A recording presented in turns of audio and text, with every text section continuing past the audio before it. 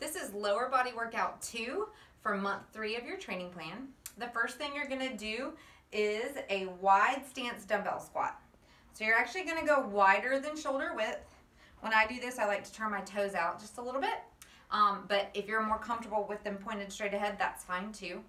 And you're going to hold your weights up on your shoulders, up nice and tall, drop down into that squat. As always, you go as low as you're comfortable going. If this is where you're at right now, that's fine. As you get stronger, you'll be able to go a little bit lower. You always want to keep your weight through your heels and keep those heels down when you're doing your squats. Next is the single leg deadlift again. So remember, on this one, if you're working on your balance, keep your toe in contact with the ground and just slide your toe back as you bend forward. Slight bend in that knee as you come down. And then you come back up. As you get more comfortable and your balance improves, then you'll be able to stick the leg out behind you and you'll work on your balance and back up. If you're not comfortable with that single leg deadlift, you can always go back to the regular deadlift where you hold both weights, slight bend in your knees, hinge forward, and come back up. That's perfectly fine as well. You're gonna go back and do your offset dumbbell squat. So remember, one foot is slightly in front of the other, holding that weight up on your shoulder, squatting down. The heel of the back leg is going to come up a little bit off the floor, and that's okay. You wanna make sure that your heel stays down in that front leg. After your offset dumbbell squat, you can again do that curtsy squat or that side stepping with the resistance band. So as a refresher, your curtsy squat, you get into that curtsy position, squat down, that knee is dropping down right behind the heel of the front leg.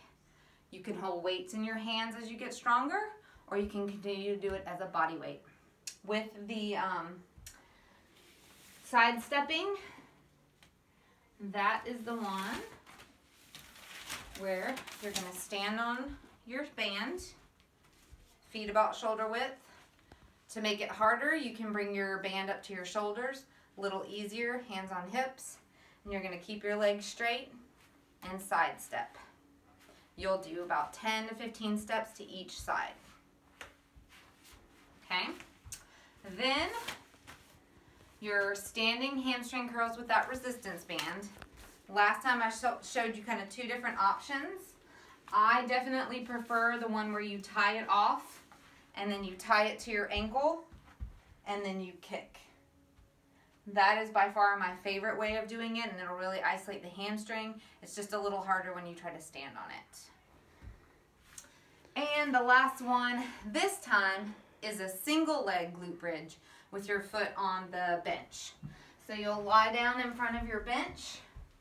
You're going to put your heel of one leg on the bench. You can either hold your leg straight in the air or cross it. I prefer to cross mine, it's a little more comfortable for me. Push through that heel and lift and back down. So this is a lot more challenging because you're using just the one leg.